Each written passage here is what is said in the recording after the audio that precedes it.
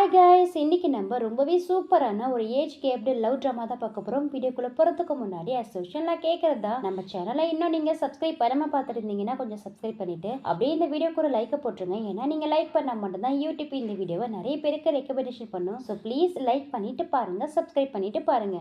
வாங்க வீடியோக்குள்ள போகலாம். ட்ராமாவோட ஸ்டார்டிங்லேயே ரிஜிஸ்டர் ஆஃபீஸ்லேருந்து மேரேஜ் பண்ணிக்கிட்டு வெளியில் வர நம்ம ஹீரோயின் தான் காமிக்கிறாங்க. அவங்க கையில் அந்த மேரேஜ் சர்டிஃபிகேட்டுமே இருக்கு. ஹீரோயின் அவங்க மனசுக்குள்ளே இன்னைக்கு நான் மேரேஜ் பண்ணிக்கிட்டேன், அதுவும் என் பக்கத்துல இருக்கிற இந்த அங்கிளை தான் அப்படின்னு சொல்லிக்கிட்டே ஹீரோ கிட்ட, அங்கிள் இன்னைக்கு நம்மளுக்கு நடந்த இந்த மேரேஜ் நம்ம லைஃபே மாத்திடுச்சுலன்னு சொல்றாங்க. அதான் ஆல்ரெடி அங்கிள்னு கூப்பிட்டே, அப்புறம் என்ன இந்த மேரேஜை சீக்கிரமாவே நம்ம கேன்சல் பண்ணிக்கலாம்னு வர ஹீரோ சொல்றாரு. அது வந்து அப்படின்ட்டு ஹீரோயினும் ஏதோ சொல்ல வராங்க. அதுக்குள்ளே அங்க ஒரு கார் வருது. அந்த கார்ல இருந்து ஹீரோடைய அசிஸ்டன்ட் தான் இறங்கி வந்து, ஷூ சார் மேடம் வீட்டுல உங்க மேல ரொம்பவே கோவமா இருக்காங்கன்னு சொல்றாரு. அதுக்கு ஹீரோவும், இதுவா இருந்தாலும் அவங்க கிட்ட நான் பேசிக்கிறேன், நீங்க ஃபர்ஸ்ட் நீங்க கொண்டு போய் வீட்டுல விட்டுட்டு வாங்கன்னு சொல்றாரு. அதுக்கு ஹீரோயினும், இல்ல பரவாயில்ல நானே டாக்ஸி பிடிச்சு வீட்டுக்கு போய்க்கிறேன்னு சொல்றாங்க. சரின்ட்டு ஹீரோவும் ஹீரோயினை விட்டுட்டு கார்ல தான் போறாரு. அப்படி போகும்போது ஹீரோடைய அசிஸ்டன்ட் ஹீரோ கிட்ட, சார் நீங்க கூட மேரேஜ் சர்டிஃபிகேட் வாங்கிட்டீங்க போல, அப்ப நீங்க வேணும்ட்டே தான் மிஸ்டர் கு அந்த பொண்ணு கூட இருந்த வீடியோவை ரிலீஸ் பண்ணீங்களான்னு கேக்குறாரு.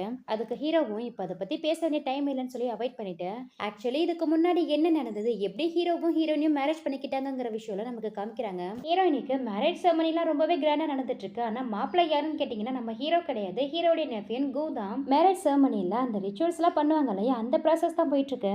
எல்லாரும் முன்னாடி கு ஹீரோயினி கிட்ட எவ்வளவு கஷ்டம் வந்தாலும் எவ்வளவு சந்தோஷம் வந்தாலும் அது எல்லாத்தையும் நாங்க ரெண்டு பேருமே ஷேர் பண்ணிப்போம், நான் உன்னை எப்படி பாத்துக்கிறேன் அப்படி பாத்துக்கிறேன்னு சொல்லிட்டு அந்த உறுதிமொழிலாம் எடுத்துப்பாங்க இல்லையா, அந்த மாதிரியான டைலாக் வரும்போது நம்ம நயன்தாரா மேம் ஒரு படத்துல சொல்லுவாங்க இல்லையா, அதே மாதிரி இந்த கோவும் ஹீரோயினி கிட்ட, என் கடைசி மூச்சு இருக்கிற வரைக்கும் நீங்காகிய ஒன்னதான் லவ் பண்ணிக்கிட்டே இருப்பேன்னு சொல்றது பதிலா இந்த கபதி பையன் என்ன சொல்லிடுறானா, ஹீரோயின் பக்கத்துல நிக்கிற அவங்க மேடு பேரு ஜாங், அந்த பொண்ணு பேரை சொல்லி என் கடைசி மூச்சு இருக்கிற வரைக்கும் ஜாங் ஆகிய ஒன்னதான் லவ் பண்ணிக்கிட்டே இருப்பேன்னு ஹீரோயினை பார்த்து சொல்றான். ஹீரோயினுக்கு ஒண்ணு புரியல, சுத்தி இருக்கிறவங்களுக்கு ஒண்ணு புரியல. ஹீரோயின் முழிச்சுக்கிட்டே அந்த பொண்ணை பாக்குறா. அந்த பொண்ணு எனக்கு எதுவும் தெரியாதுப்பாங்கிற மாதிரி ரியாக்ட் பண்ணிட்டு இருக்கா. இங்க இந்த கூகோ இப்பதான் ரியலைஸ் ஆகுது நம்ம என்ன சொன்னாங்க, ஐயோ பதட்டத்துல உண்மையை உளறிட்டோமோங்கிற மாதிரி ரியாக்ட் பண்ணிட்டு இருக்க.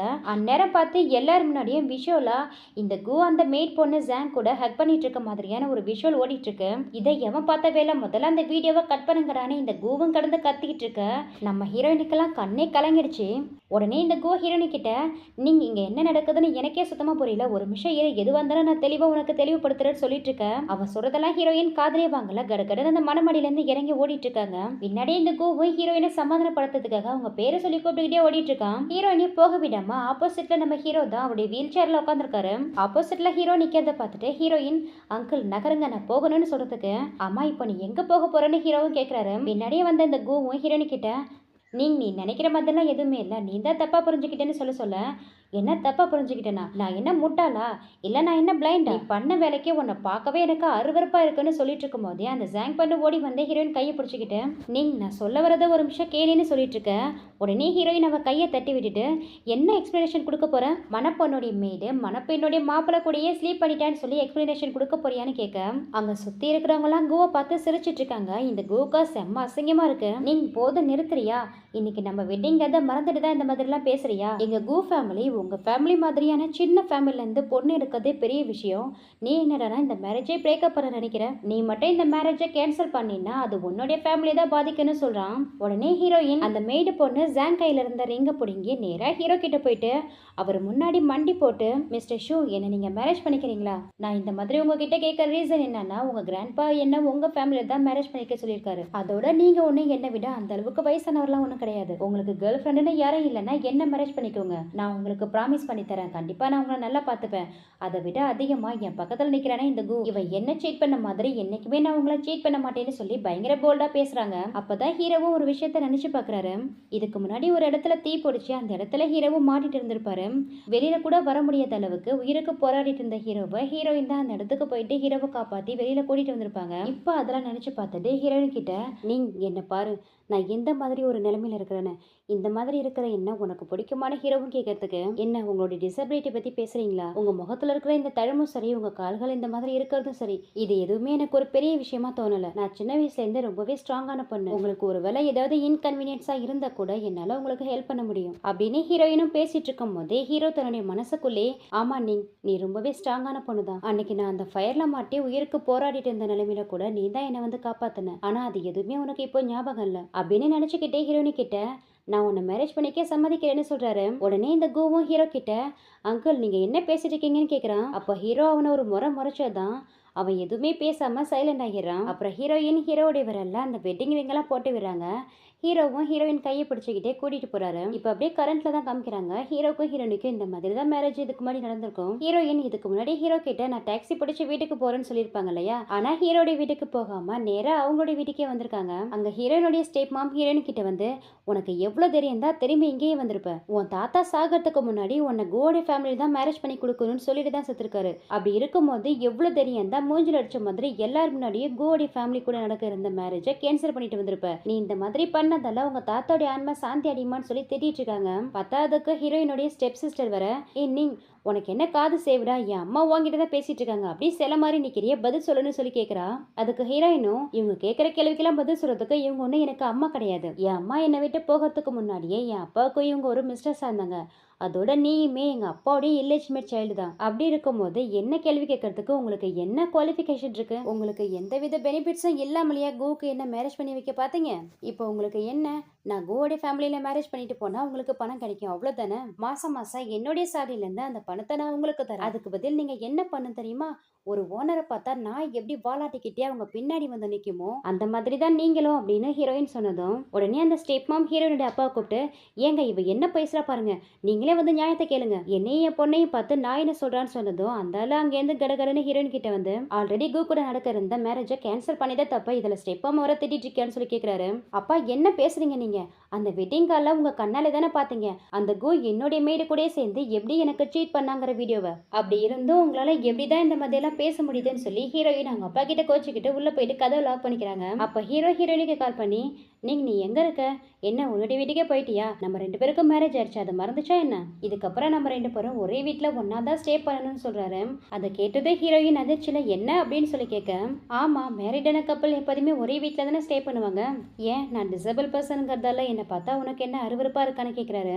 ஐயோ அப்படிலாம் இல்ல மிஸ்டர் சின்சு, எனக்கு உங்களை பிடிக்காமலாம் இல்ல, சரி இதுக்கப்புறம் நம்ம 2 பேரும் ஒரே வீட்டுல ஸ்டே பண்ணலான்னு ஹீரோயினும் சம்மதிக்கிறாங்க. அதுக்கு ஹீரோவும், சரி இன்னைக்கு நீ அங்கேயே ஸ்டே பண்ணிக்கோ, நாளைக்கு ஆஃபீஸ் போவல, ஒர்க்கை முடிச்சுட்டு எனக்காக ஈவினிங் வெயிட் பண்ண, நானே உன்னை வந்து பிக்கப் பண்ணிட்டு போறேன்னு சொல்லிட்டு போனை கட் பண்ண. நெக்ஸ்ட் டே ஆஃபீஸ்ல தான் காமிக்கிறாங்க.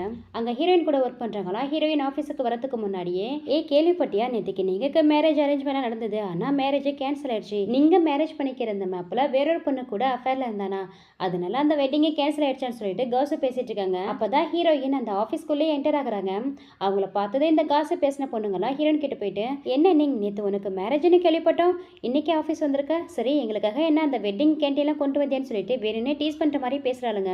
அதுல இன்னொரு பொண்ணு, உங்களுக்கு தெரியாதா இவருக்கு நேற்று நடக்கிற இந்த மேரேஜ் கேன்சல் ஆயிடுச்சு, நேற்று மணமாடியில மாப்பிள்ளை பையன் இவ பேரை சொல்றதுக்கு பதில் இவளுடைய மெய்டுடைய பேரை சொல்லி இவளுக்கு பெரிய அசிங்கத்தை தேடி கொடுத்துட்டான், அதை கேட்டு அந்த கல்யாணத்துக்கு வந்தவங்களாம் சிரிச்சிட்டு இருக்கா, அந்த கல்யாண மேடியே சிரிப்பு மேடியா போயிடுச்சுன்னு சொல்லி ரொம்ப ஓட்டி பேசிட்டு இருக்கா. அதுக்கு ஹீரோயின், யார் சொன்னது என்னுடைய மேரேஜ் கேன்சல் ஆயிடுச்சுன்னு, நான் இப்ப சொல்ல போறதை கேட்டா நீங்க தான் டிசப்பாயின்மெண்ட் ஆகுவீங்க, எனக்கு ஆல்ரெடி நேத்தே மேரேஜ் ஆயிடுச்சு, என்னுடைய ஹஸ்பண்ட் இன்னைக்கு என்ன டின்னருக்கு கூட இன்வைட் பண்ணியிருக்காருன்னு சொல்லி அவங்களுடைய அந்த வெட்டிங் ஐடி எடுத்து காமிக்கிறாங்க. ஆனா ஹீரோயின் சொல்றத அவளுங்க யாருமே நம்பல. எதுக்கடி இவ்வளவு கேவலமா நடிச்சிட்டு இருக்க, நீ சொல்றத நம்புறதுக்கு நாங்க ஒன்னும் முட்டாள் இல்லைன்னு சொல்லி ஹீரோயினை திட்டி விட்டு போறாங்க.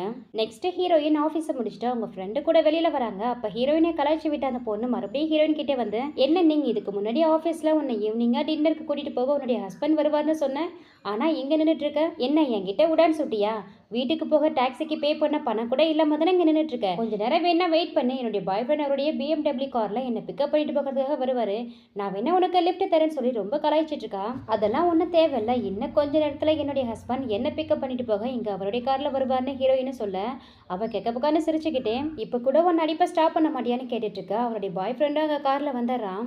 அவனை பார்த்ததே இந்த பொண்ணு அவங்கிட்ட போயிட்டு, என்ன ஹனி 5 நிமிஷம் லேட்டா வந்திருக்கீங்க, நான் எவ்வளவு நேரம் நிக்கிறது, இங்க வர எனக்கு பிடிக்காத என்னுடைய ஆபீஸ் கொலீக்ஸ் எல்லாம் நிக்கிறாங்க அப்படின்னு சொல்லிட்டு ஹீரோயின் கிட்ட, நீ வேணா எங்க கூட இந்த BMW கார்ல ஒரு ரைடு வரியா, நீ முன்ன பின்ன இந்த மாதிரி BMW கார்ல எல்லாம் ரைட் போயிருக்க மாட்டல, நான் வேணா உனக்கு சான்ஸ் கொடுக்குறேன் வரியான்னு சொல்லி கேக்குறா. அதெல்லாம் ஒன்னும் தேவையில்ல, என்ன கூட்டிட்டு போவ இன்னும் கொஞ்ச நேரத்துல என்னுடைய ஹஸ்பண்ட் வந்துருவாரு, அதனால உன் வேலையை பார்த்துட்டு போடின்னு சொல்லிட்டு இருக்கும் போதே அந்த ஹீரோயினை கூட்டிட்டு போகிறதுக்காக ஹீரோடைய கார் வந்துட்டு இருக்கு. அந்த கார்ல இருந்தே ஹீரோடைய அசிஸ்டன்ட் இறங்கி வந்து ஹீரோயின் முன்னாடி விஷ்லாம் பண்ணிட்டு, வாங்க மேடம் கார்ல இருங்க, சார் உங்களுக்காக கார்ல வெயிட் பண்ணிட்டு இருக்காருன்னு சொல்ல, இங்க ஹீரோயினே கலாய்ச்ச பொண்ணு இது எப்படி பாசிபிள்? இந்த கார் கிட்டத்தட்ட 5 மில்லியனுக்கு மேல இருக்கும். இந்த மாதிரி ஒரு லக்ஸரியான கார்ல ஏறி போகிறதுக்கு உனக்கு என்ன குவாலிஃபிகேஷன் இருக்குன்னு கேக்குறா. அதுக்கு ஹீரோயின் அவளை பார்த்து சிரிச்சுக்கிட்டே, நான் தான் ஆல்ரெடி உன்கிட்ட சொன்னேனே, என்னுடைய ஹஸ்பண்ட் இன்னும் கொஞ்ச நேரத்துல என்ன பிக்கப் பண்ணிட்டு போக வருவாருன்னு. உன்கிட்ட எனக்கு என்ன பேச்சு, நான் போயிட்டு வரேன்னு சொல்லிட்டு ஹீரோயினும் அந்த கார்ல ஏறி போறாங்க.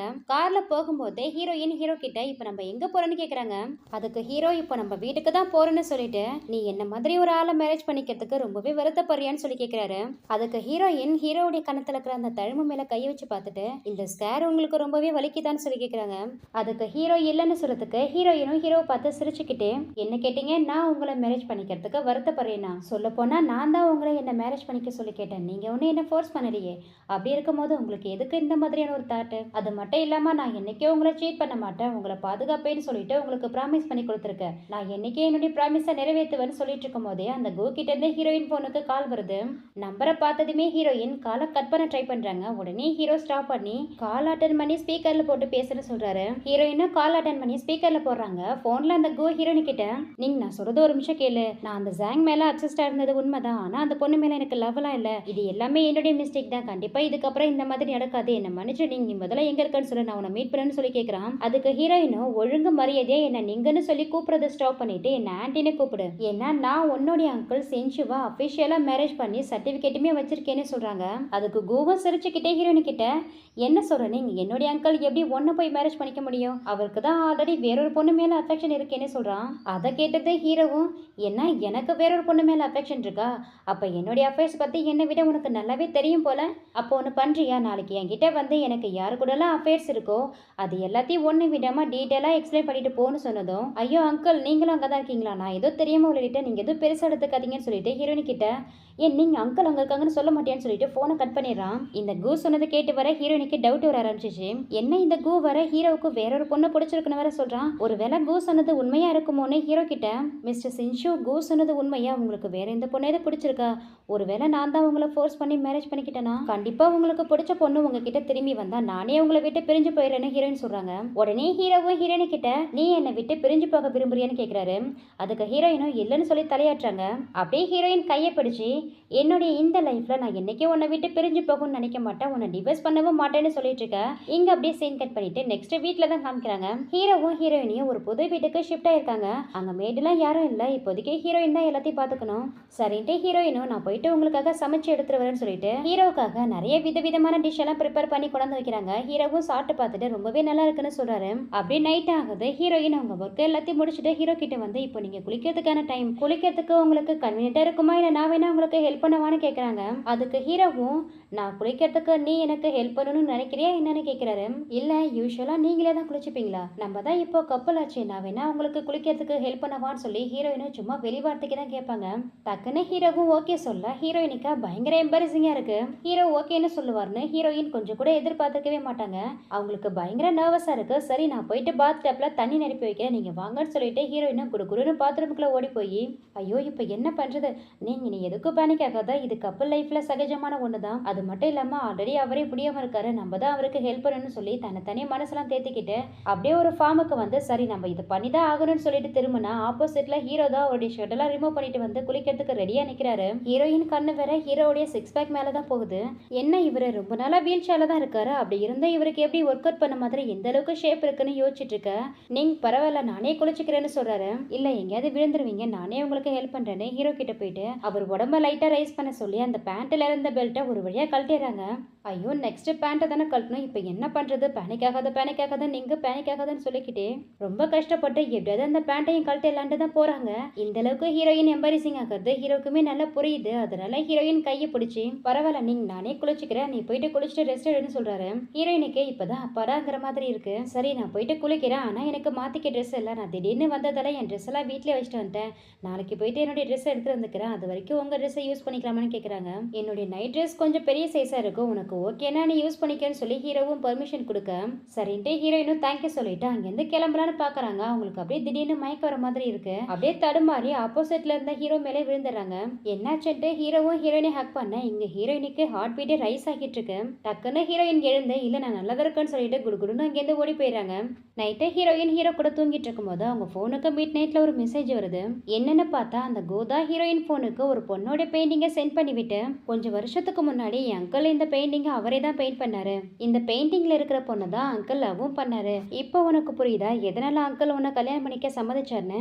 ஏன்னா இந்த பெயிண்டிங்ல இருக்கிற பொண்ணும் நீயும் பார்க்க ஒரே மாதிரி இருக்கீங்க. இந்த பொண்ணுக்கு பதில் ஜஸ்ட் ஒன்ன ஒரு சப்ஸ்டியூட்டா தான் யூஸ் பண்ணியிருக்காருன்னு சொல்லும்போது ஹீரோயினுக்கு மனசு ரொம்பவே கஷ்டமா இருக்கு. அப்ப உண்மையிலே நம்மள ஒரு சப்ஸ்டியூட்டா தான் யூஸ் பண்ணியிருக்காருன்னு சொல்லி ஹீரோவே பார்த்துட்டு இருக்காங்க. இதோட இந்த பார்ட் கம்ப்ளீட் ஆகுது. இதுக்கப்புறம் என்ன நடக்க போகுதுன்னு அடுத்த வீடியோல பார்க்கலாம். Thank you so much and see you.